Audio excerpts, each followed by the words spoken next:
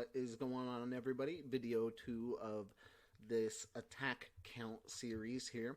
Now, I am just going to go through and do all these building upgrades. I'm not really going to hopefully walk you through those videos, plus any of what are called the basics. So there's some basic things that you collect throughout the day, admin quests, and when you join a guild you have guild quests, which I haven't done yet, and you have these VIPs, and the higher your VIP level is, the more of those that you're going to be able to collect. And then you have these daily quests that you can collect, and every time you do something in the game, it's going to have you collect these. Now, what I don't want you to do is I'm going to automatically collect pretty much everything. I'm going to run these automatically. I'm going to collect everything here that I can collect. I'm going to collect everything here that I can collect.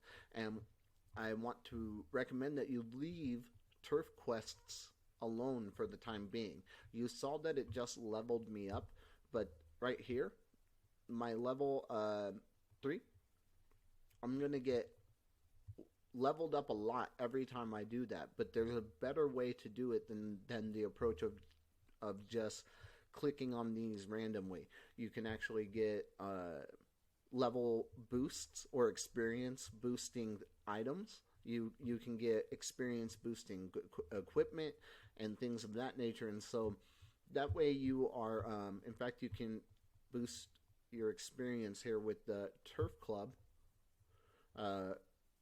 Player experience boost plus 25%, and then that'll be $9.99 a month. And then there is another way to do that, which is not available at the moment, but I will show you guys as we go on when to collect those. But the bottom line is, if you hold on to those and just let them stack, it's going to benefit you bigger later.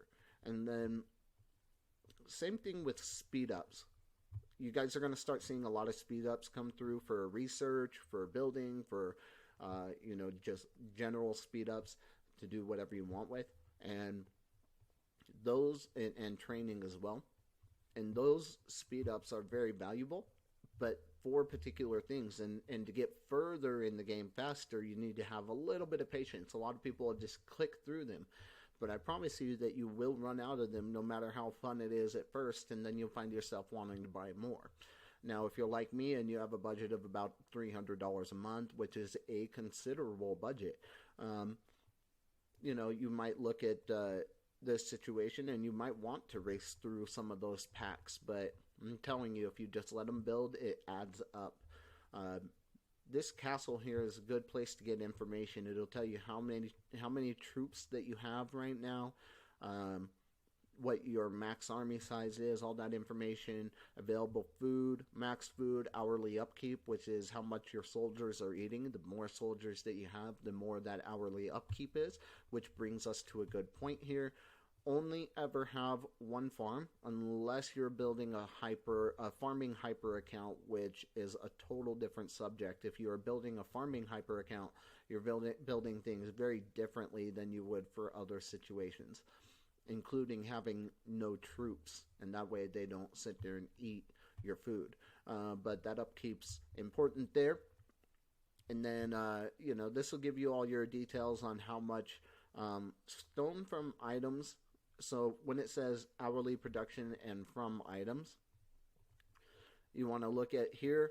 These give hourly production. This is how much total you can hold and how much produced per hour in total. And then this up here, this number is how much this particular one is producing. And then you look over here. So as those produce, they start gathering right here on the right on the top.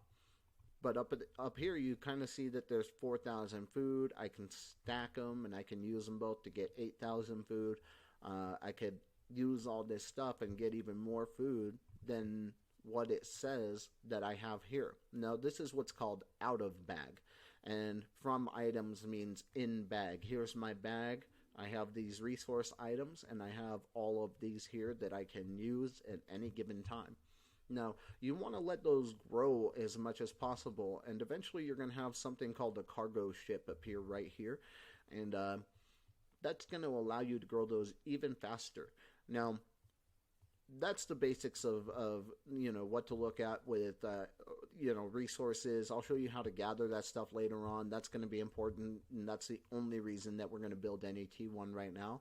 I'm going to try and even them out to about 300, but really T1 are pretty useless, except for to gather, more of these types of resources. And as you build things, as you do research, as you do things, these are going to be depleted very quickly. So now, I'm not going to walk you through all the buildings, but I will go over here. I called myself Burt Bagel, so you can search me out, and I am in Kingdom 10, 16, 13? What is it? Oh, they want to talk about something again. Okay. So, I am in 1013. This is a brand new kingdom. I have no idea who is where. I'm not even sure. Yep, I can't even see the ranking until I'm level 8, but you can see who is in charge, if anybody. Base info. Protection phase for 10 more hours. No previous guild owners, so this is a very brand new kingdom. But if you look anywhere around the base, I'm willing to bet that somewhere around the base you're going to see a nice sized castle. Look at that already, size 22 with 23 million might and barely getting started already with 140,000 kills. So, you look out here, and that's the kingdom I'm in. If you're interested in joining me, hop on in here. The sooner, the better. And especially if you have a little bit of money. You can grow to catch up pretty quickly. These things I'm clicking on here. This first one is avatars. Avatars give you benefits. They give you stats. And you won't get them until castle level 9 apparently. But these talents are very important. And admin request or admin quest completed is this right here. So you collect and then you start another one just to keep it going. And again, don't collect those turf ones. But in any case, back to this. These talents here. The right side is going to be the speed up production of your resources, food, ore, stone, wood, gold. And then it's also going to speed up construction, research, that kind of stuff.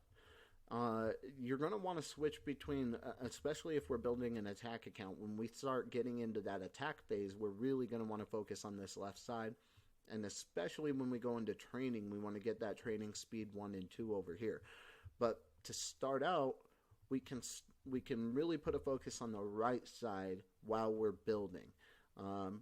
You're going to want to kind of go back and forth throughout time. So something to think about. Those gems are going to come in handy because every time you do a reset, it costs you 1,000 gems. And you also get little talent things that you can, talent reset things you can use. So you don't always have to use gems, and really you don't want to, because you're going to want to use these gems for other things. But let's focus on the right side for now. Do the minimum before you can move on to the next thing. So for example, to unlock this one, I need to have level 2 stone.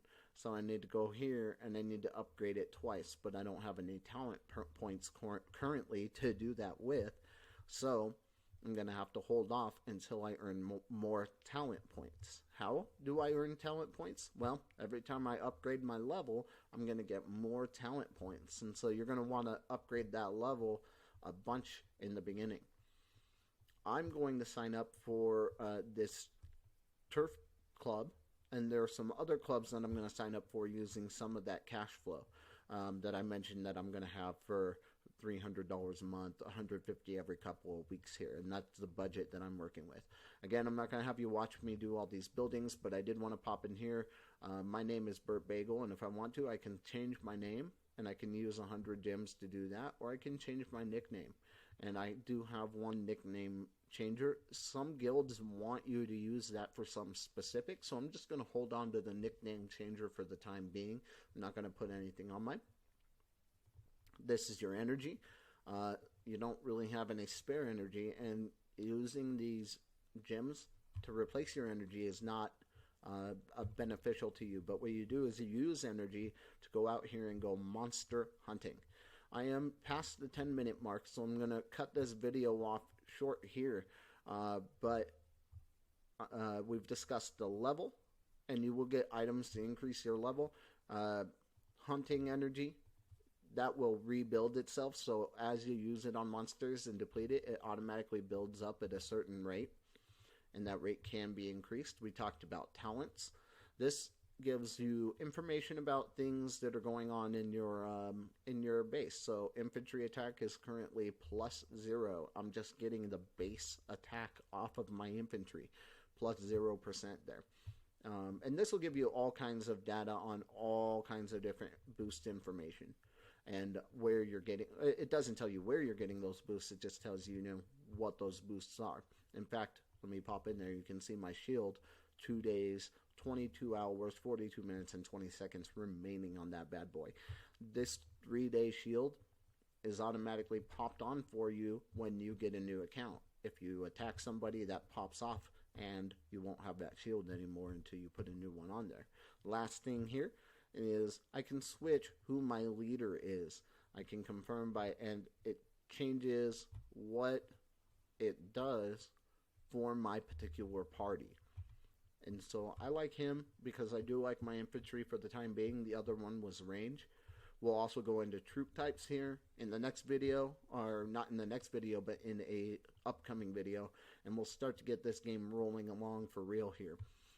One of the important things I'm going to be doing in a very short video is getting these purchases going, but I can't do that until I can show you how to set up a good account with preferably Android.